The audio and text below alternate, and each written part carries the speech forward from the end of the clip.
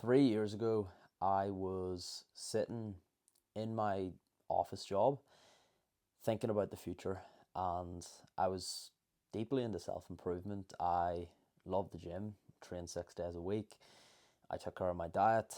I love self improvement podcasts similar to this, and I wanted more. And I told myself, you know what? The plan is I'm going to grind at this job for 4 years. During that time, I'm going to save a bunch of money, and I'm also going to. It would be great if I could start some sort of business that could then add on as like a secondary source of income. So whenever I'm traveling, I'm still able to operate the business.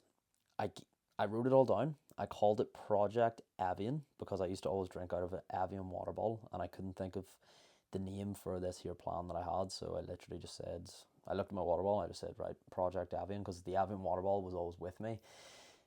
So yeah, basically Project Avian was the idea that I would work for 4 years, I would save up money, possibly start a business, possibly have a second source of income, then go traveling with my savings and explore the world. I was able to do this a year early, and I've been able to do this to, especially business wise, to an extent that I never thought I would be able to do, because the plan did get interrupted. It got interrupted in a very good way where I didn't have to do the full 4 years of my job. I only did 2 years of the job, and then I spent a full year working on my business, working the hardest that I had ever worked in my life. And then after that, I decided, you know what? I'm going to go traveling now. I'm going to do it a year early. And I'm just back from that trip. I've got other trips planned here for the year. And actually, next year, I'm going to go on a proper, even longer trip. And it was an incredible trip. It was amazing. I learned a lot. And I think that every single person should at least experience some form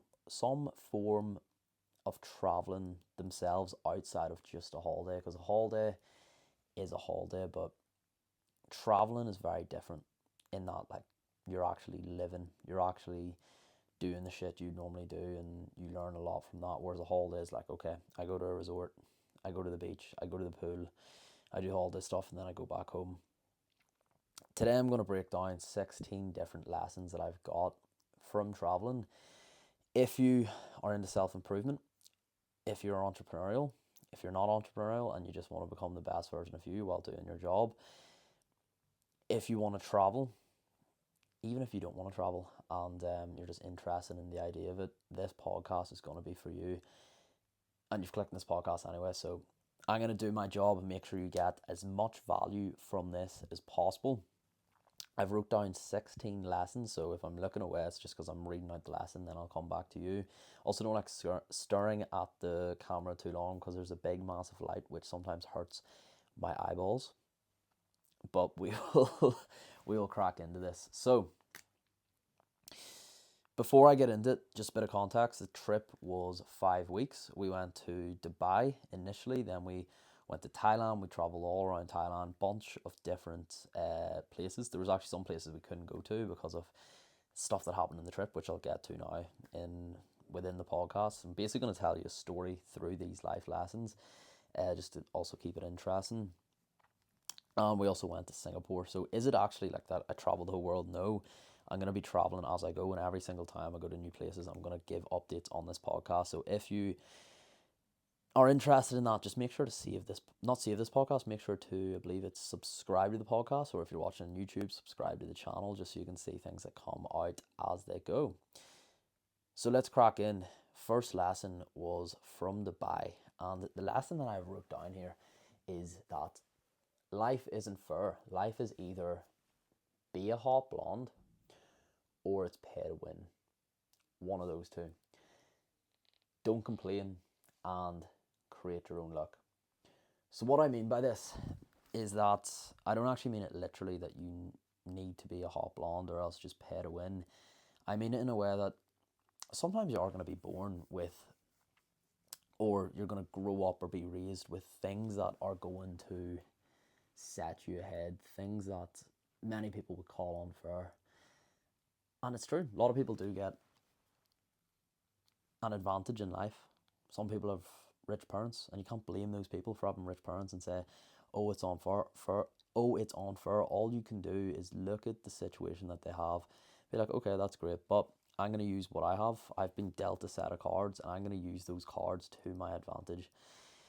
So if you weren't, but that's what I mean by hot blonde. Hot blonde is like, okay, you might have been born with rich parents, you might have been born in a nicer area, you might have been born and met the right people as you were growing up, which then helped you and pushed you into what it is you want to do. Your dad might be a bodybuilder, hence why it might push you to go to the gym. But for a lot of people, this isn't the case. But you cannot complain. You have to create your own luck, because it does not matter what you say. It doesn't matter how much you do complain. And guess what? See, when you complain, most of the time you're right, especially when it's something like this. Life isn't fair. You can complain all you want about that, and you are so right. You're so right. But just because you're right doesn't mean that's going to help anything. Just because you're right doesn't mean you're going to make the money you want to make. Just because you're right doesn't mean you're going to get into the shape that you want to get into. You just have to do the stuff that gets you from point A to point B. And there's always been someone who has been in a worse position than you who has been able to do it. So do what you want with that. Either accept, okay, I can't do this because of X, Y, Z, or say, I'm going to do this because of X, Y, Z. You make that choice. And that's a big lesson I got in Dubai, because Dubai is a place where you're either very, very rich or you're very, very poor. And I could definitely see the differences. And I did research about it before as well when I was going over. But again, what can you do? You can complain all you want. That's getting you nowhere. So you create your own luck. It's down to you. You can't control what's around you. You can only control yourself, how you feel about things, and what you do as a result of what happens. So if you were not born a hot blonde, if you were not born rich, it doesn't matter. You decide what you do from there. We're not going to dwell on that for too long, but that's for any of the people that have that attitude of, oh, I can't catch a break. And if you have any, a lot of these points might not apply to you. Like, I've got 16 lessons here.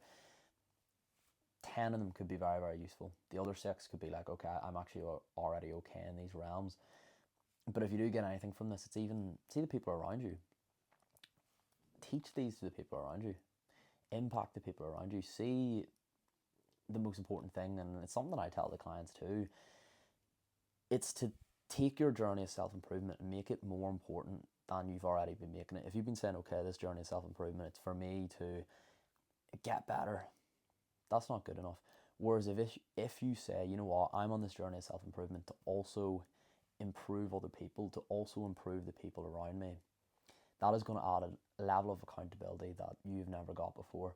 So if you say, right, I'm in this journey of self-improvement because I want to improve myself, but I also want to help my friends to change their life too, because I want to show them what's possible. They're going to see my result, and as a result of that, they're going to be inspired and they're going to do similar. That means whenever you don't follow through with what you say you're going to do, you're going to be letting those people down as a result. And who wants to let other people down? Not that many people. And it's so easy to let yourself down.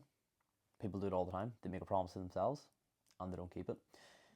But I just dropped the TV remote. That's me fidgeting. I'm a big fidgeter. And if you listen to these podcasts, you would know that. Where was I? I was actually in a really good flow there. So,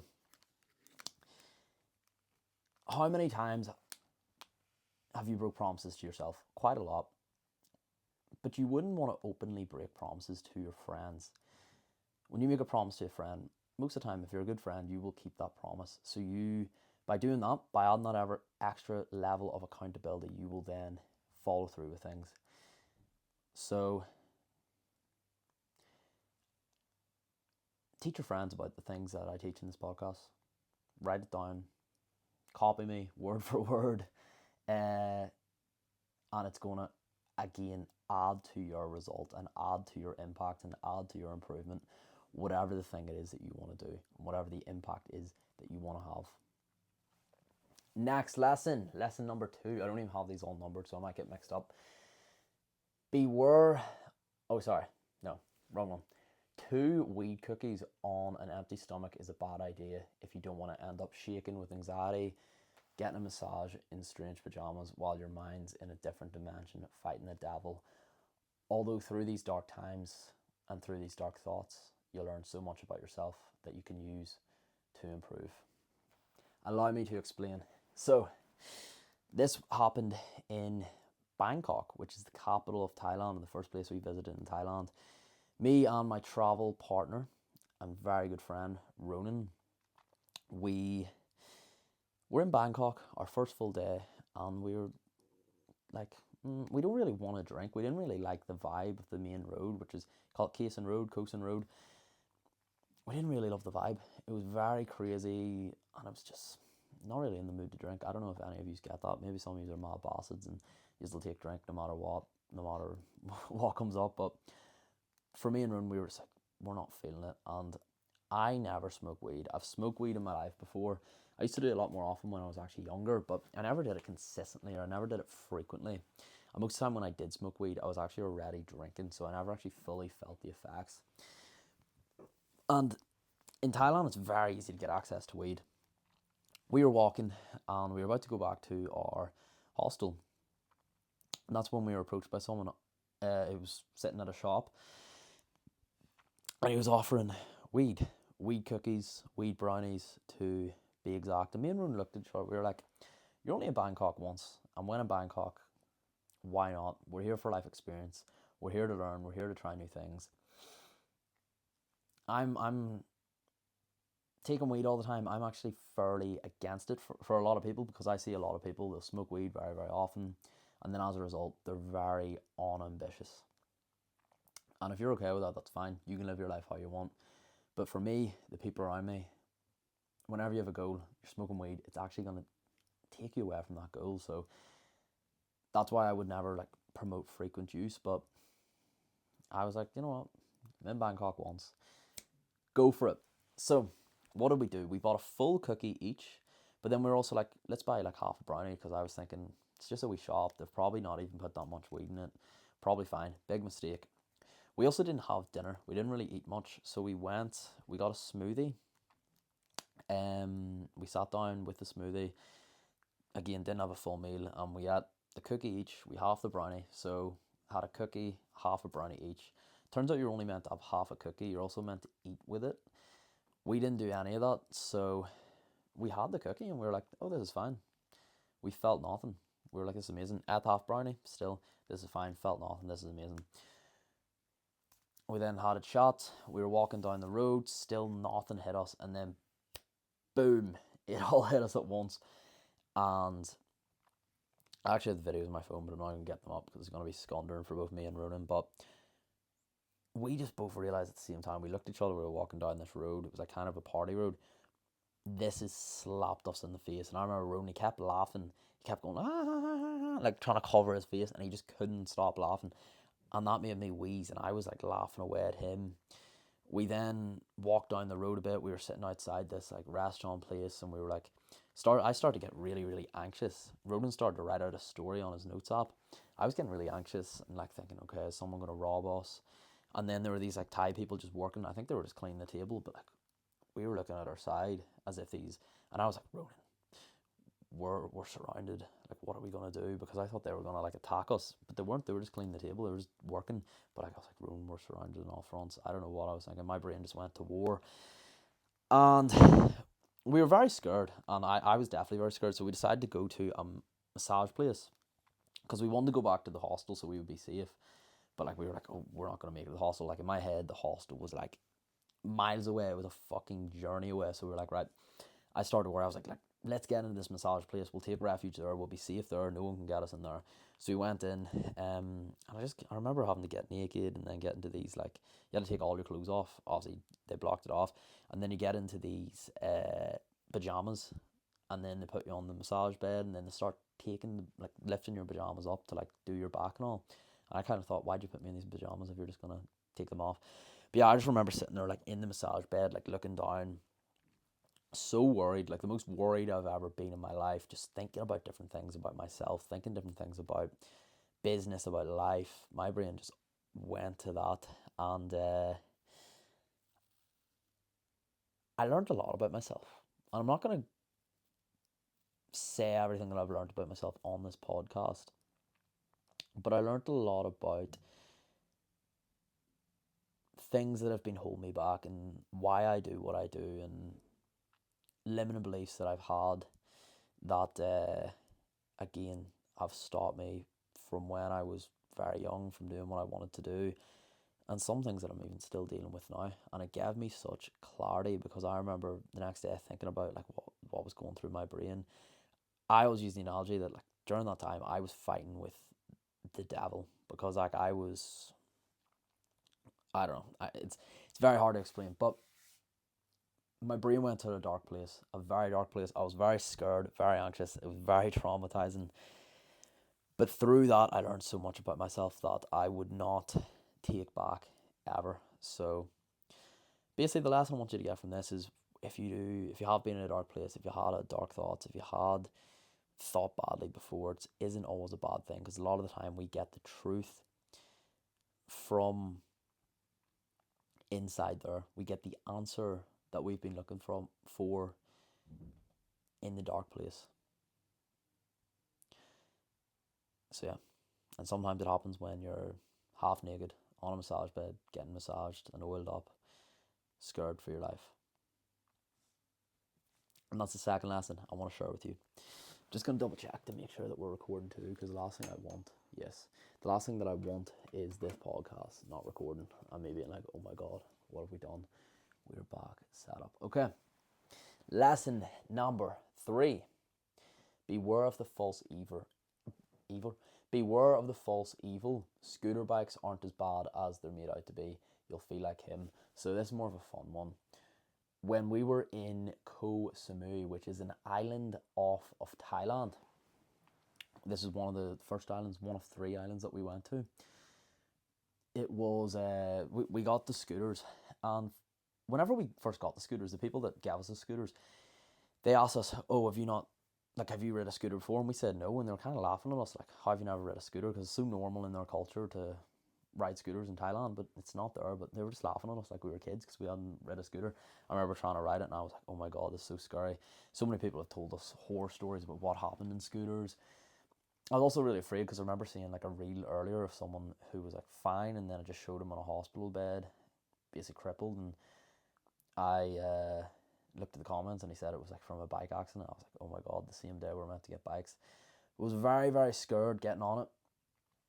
But then we went down the road, we got used to it, and then it actually felt really good.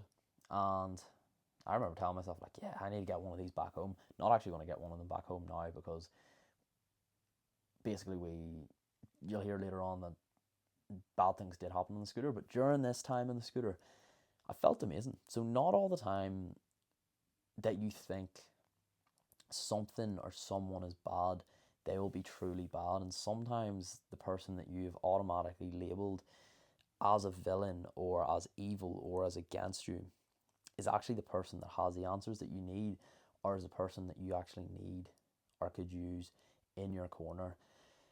And even outside of this, I've had so many times where I first met someone and I had the impression that, oh my god, this person, maybe I don't like them, or maybe they don't like me. I felt friction, I felt difference in character. But once I actually truly got to know them, I realized we are a lot more alike than I think. And yet, even though we're so different, I still got so much from these people, and I learned so much from these people, and they learned a lot from me too. So don't live your life avoiding those people that you've labeled as bad in your head, or that your friend group has labeled as bad. If your friend group says, oh yeah, don't talk to this type of person, or don't talk to that person, he's a fruit, he's a gimp, don't talk to him, don't talk to her, she's a weirdo. A lot of the time, the change you're looking can be through that person, and sometimes you only need to meet one right person to completely change your life and completely go the direction that you want to go. So Be aware of the false evil is lesson number 3. And I've used that through a scooter analogy, which I actually think has come out very clean. Number 4, and before I get into this was on island number 2 of Thailand, a different island, Koh Phangan. And the lesson is, getting into the sea with someone during Asia's biggest party is a bad idea if you don't want to get your phone stolen, no matter how hot the girl is. So we were at the full moon party, which is a place in Koh Phangan, and it's the biggest party in Thailand. Anyone that has been to Thailand has likely been to the full moon party. And went it, had a great time. I was petting this dog and I was speaking to this girl and we were chatting, connection was there, and then one of us, me, suggested, here, do you want to go in the water? Just go for a dip. She's like, yeah, let's do it. Obviously I had my bum bag, which had my phone in it, it had my wallet in it, it had my money in it, but I didn't care. My brain at the time was literally just thinking, I want to get in the water with this person and enjoy the night. That's all I was thinking at the time. I was drinking as well at the time, and I was just very careless, and I was just like, I heard before as well that people had got things raw, but in my head I was like, nah, it's never going to happen to me. So I just put it up against like, it wasn't a tree, but it was like basically a thing of wood on the beach. And there were people beside it, and I just said to the people, oh, here, can you keep an eye on that? And I was like, yeah. And they were like, yeah. And I was just in my head, all right, it's going to be fine. Sure, I've asked them to keep an eye on it. I've put it up against this tree, so I'll know where to get it. Trust no one. And do not rely on anyone else to take care of your stuff or to solve your problems. You can only rely on yourself. And yeah, basically I got in the water. After we got out, phone was gone. Found my iPhone to try to find it. Actually, when I first lost it, I didn't have a phone. My other spare phone was in, because I have a work phone too, for coaching. My other spare phone was in the hotel, so I was walking back to the hotel, but on my walk to the hotel, there was like a guy doing lifts on a scooter, like a Thai guy, and I actually asked for him on a lift, and I just got him to like circle around the island. Like I was just looking for, like, if anyone would have my phone, even though the person who stole my phone likely put it in a bag or hid it somewhere, but I was just like, thought I was on horseback hunting down this person, but realistically I was just like on the back of the scooter, like looking at people weirdly, looking for my phone. But I went back to my hotel, got my phone, checked to find my iPhone, went to go find it. It didn't actually tell me where exactly it was, it just let me know the area. We were checking like the houses around there and checking like a hostel, and we actually checked inside a house, which we really thought it was there, and like it wasn't there. And you can't really just like say, oh no, you have it, you definitely have it, because you're not just going to make these claims. So basically, never got the phone. The lesson out of this is, no matter how much you're living in the moment, there's going to be a better way that you can do things. Do not just assume that these bad things aren't going to happen to you for no reason, because they can. And take full ownership, take full responsibility from things like this that happen, and make sure to learn from them, because I've definitely learned from this, and I definitely have been a lot more responsible around my devices, around my phone since this happened, whereas beforehand I was just like, oh, it's never happened to me, I won't care. And this goes with any mistakes that you've made yourself with your life, or in your journey, or in self-improvement, or with fitness, or with training. It's okay to make mistakes, it's okay to not be perfect, it's okay to feel like, oh my god, why did I do that? But as long as you learn from it, that's all that matters at the end of the day. If you learn from it, then that's grand. We move on, we take the next step forward, the next step forward, the next step forward. If you don't learn from it, that's where you really need to sit down and be like, right, why am I going in cycles? Why do I keep making these mistakes? And you do the deeper work. But a lot of the time you just need to look at things like this and be like, right, it's happened, I will move on. And you move on from that. So yeah, that's pretty much it. It was whatever happened, happened. Next one, I believe we're on lesson number 4. This one is a bit of a random one. So it is that there's no one way to do a relationship. Monogamy isn't the norm for everyone, and my whole life I actually thought that open relationships weren't a real thing. And this is just because I had never met anyone that was actually in an open relationship. In Ireland, it is not a normal thing. But yeah, it's a lot more common than I thought, because I've actually spoke to a lot of people who have been in open relationships while I've been away, and I was actually really curious. Like, I was like, right, how does this work? How does that work? How does someone feel when this happens? And this is just something that like was very fascinating for me, because I don't know if you're from Ireland, if you're from the UK and listen to this. I don't know about you, but I don't really know that many people that are in open relationships. There are people that cheat on each other, but like it's normally hidden, and it's not like it's frowned upon. But it's very rare to actually find people who don't fully follow monogamy. And what I got from that is that like you live your whole life with this culture, with this way of living, thinking that things need to be this way or things need to be that way. A relationship has to be two people. And this isn't me saying that I'm not for monogamy. Actually, I don't really know what I'm for, because I haven't experimented with different things. So I'm not going to say it has to be this way or it has to be that way. But people can live their life how they want. If they want to do it this way, they can do it that way. If they want to do it that way, they can do it that way. But it's just very interesting realizing that there are different ways you can do things. What you've thought to be normal somewhere else can be completely different.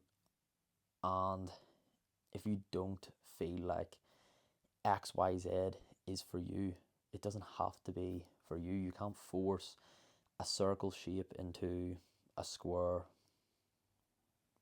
thing. If that makes sense. You can't, like, let's say I'm trying to, what do you call it? Square? What do you call those like wee kid things that like you might have a circle, you need to find the circle, put the circle in. But if you try to put the circle into the square, it's not going to work. I can't actually think of what you call it. But you cannot force a circle shape into a square not shape hole. You cannot force a circle shape into a square hole. Maybe that's the analogy, or I've just created a new analogy. Boom, take that down, write that down. But yeah, that's really all I want to say on that. How many people do you know that have been in relationships, or people's parents who have been in relationships but it hasn't worked out? 50% of marriages, half of all marriages, end in divorce. And even out of those half that don't end in divorce, how many of those marriages don't actually love each other and they're just staying with each other because of convenience? Because they feel like that has to be the way, because they feel like that has to be the norm. Again, monogamy could be the way forward. Maybe it's not. I don't know. I'm willing to say that I don't have enough life experience to actually make a judgment call. But all I'm saying is that there's no one way that has to. There's no one way that you have to do these things. So yeah, if you've always felt like, oh, this isn't for me, it doesn't have to be for you. And there's other people that have tried it a different way and it's worked a different way, so you can't try it. We will move on. Just the last thing on that. A lot of people. This is like even outside of relationships. I do see a lot of people that are just told this has to be this way because their parents have told them something, their teachers have told them something, their friends have told them something, and they believe that that's what they need to do. They believe that they need to work XYZ job because they were told. They believe that they need to live in this house. They believe that they need to build a family at this age. You don't have to. You don't have to live your life anywhere. You only have to live your life how you want. What fulfills you. What makes you feel good. Not what makes you feel happy. I'm not a big fan of saying, oh, I want to be happy, I need to be happy. You're not always going to be happy, no matter what job you do, who you go out with. If you have kids, if you don't have kids, there's always going to be times where you're happy, there's always going to be times where you're sad. That is something that is definite. So it's not about chasing happiness, it's about chasing fulfillment. And if you're not fulfilled with what someone else has told you to do, you should make a change. If you're doing a uni course that you don't want to do, and you want to do X job instead, or you want to study a different course, or if you want to start your own business, or if you want to go full time with something, or if you want to ask that girl out, do it. Even if your whole life you've been told not to do it. You're always going to stay the same unless you change. Nothing changes unless you change your behaviour. Nothing changes unless you change your inputs. What you do every single day. And we'll leave it there on that one. Now, next lesson, scooter bikes are as bad as you think they are. So they actually are as bad as you think they are. In 36 hours, two girls had got stitches, and my mate got internal damage with his kidney and was taken away to an island on a speedboat, to basically a big hospital on an island on a speedboat. So let me summarize this up. There was basically, we arrived in a different island. This was in Koh Tao, which is a really nice, beautiful island off Thailand. It is very bumpy though. This island, because of the fact that it's very, very bumpy, we first arrived, we met up with this group of people, we went to the beach, we were driving away, and then the girl actually, basically, her scooter, she was on a scooter, we were all at scooters, she, went over her scooter, hurt her leg, had to go to the hospital and get stitches. The next day, we were all out together, and we were all cycling, or not cycling, we were all riding bikes, and we went to this, path. I had a girl on the back of my bike, and the path was the roughest path you will ever see. It was such rough terrain, and it wasn't even a road. It was brutal. And then it started to rain. It started to get really wet. It was a very sandy path too, and we were going uphill. Boom, bike fell. The girl on the bike, this different girl, had to get stitches. We had to take her to the hospital to get stitches. And then me and my friend Ronan, later on, we went back in the bikes because we actually were meeting other people at the bottom of the path, but we couldn't get in contact with them, so me and Ronan had to go find them. We were on that path, and we were being very, very careful, very bumpy, big steep hills. There was this massive steep part that going down it. I didn't fall off. Ronan fell off, and ended up getting damage to his kidney because, he felt fine after. He just felt a wee bit sick after he fell off the bike, but then he took a piss. Piss was red.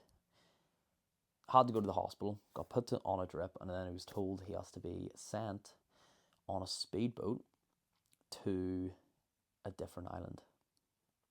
And he got sent to the speedboat, and I had to stay on that island that night to pack our suitcases, to leave the bikes back, and get everything ready. And then my plan was to, first thing the next morning, just get a boat over, take all our suitcases, check out of the hostel, and then stay over that island where Ronan was. But then the next day, something really, really bad happened, and there was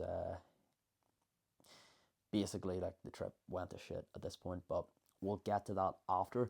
We're gonna finish off this point, which is around scooter bikes are as bad as you think they are. You need to be careful sometimes, because you can trust no one. As I said earlier, sometimes you're gonna think someone's evil, you're gonna think someone's bad, and they could be very, very good. But there's also going to be times where you think someone's actually pretty dead on, or they're pretty neutral, when they could actually not have what's best for you. Or you could have a friend, I say that in quotation marks, that you think is great for you, or that has always been there. So because of the fact that they've always been there, because of the fact they've always been present, you just assume, oh yeah, they have my best interest at heart, but sometimes they don't. Sometimes they will see you in your journey of self-improvement, and they will self-sabotage, and they will sabotage you as well, because they're so used to self-sabotaging themselves, and they don't want to see you exceed. They don't want to see you do great, and they might betray you, and they might go against you. They might speak against you. They might speak bad about you when you're not around. They might hold you back. They might do it without being fully direct. They might do it oh, why are you going to the gym, or why are you doing this? You need to live. You need to do that. But they don't have your best interest at heart. So you need to sit down and really think, okay, who right now in my life is holding me back? Who right now in my life do I actually not really like, but I'm just keeping them around because we've grew up together, and they might actually be a dick to you. They could be treating you badly. They could be disrespecting you at every chance they get. They could always make you the butt of the joke. And just because you grew up together does not mean you have to have loyalty to that person, because you need to serve your goal. You need to serve your mission. You're following this podcast, you're listening to this podcast because you want to improve. In whatever way you find me or find my content, there's some reason or something that you want to do, something that you want to change. And the only way that you change is by changing your behaviors, changing the people around you, changing your approach. sometimes you do need to change that approach and change the people that you surround yourself with. Sometimes you need to put ego aside. Sometimes you need to ask for help from the right people. Depends what stage you're at in the journey. But be aware of the false hero. You've got to be aware of the false evil, but also be aware of the false good, the person that you think has you and has got your back, but they don't. Because you can only be betrayed by one person, one type of person. And that's not an enemy. You can't be betrayed by an enemy. You can only be betrayed by a friend. That's it. And you can only make friends and make peace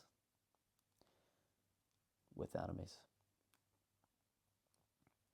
I'm going to split this up into 2 podcasts because it's actually going on longer than I thought. And also, I've actually got a lot more to talk about about these 16 lessons than I thought I initially would. I thought I'd be able to get in one podcast, but naturally, we're going to put this into 2 podcasts. We're going to end it from here. We're going to finish off this. On next podcast, we're going to start with what went wrong on the travels, what went wrong on the journey. Spoiler alert, just in case I've uploaded the next podcast, the part 2. And just to really get you to listen to it right now, to get you excited. Part of it involves me shitting myself on a boat. So, going to leave it there. If the podcast is out, go watch it. If it's not out, make sure to subscribe. And next one will be out very, very soon. And rate and review too. So, I can keep making podcasts like this. I can keep getting great guests on. And I can keep hopefully providing value to change your life. And that's pretty much it. Send me a message of what you've learned from this podcast, because as I say every podcast, on these podcasts I give out information, but information is not everything. Implementation, actually doing the thing, is what's so important. And you're not going to do the thing just by listening to a podcast like this and then going on with your day to day. You need to have like key points of what you're going to do after listening to this podcast, and then take action off those key points. So send me over what you're going to do after listening to these podcasts, what you've learned, what your takeaways are, and how you're going to change your life. Thank you very much, guys, for listening. I will hear from you in part 2. See you later.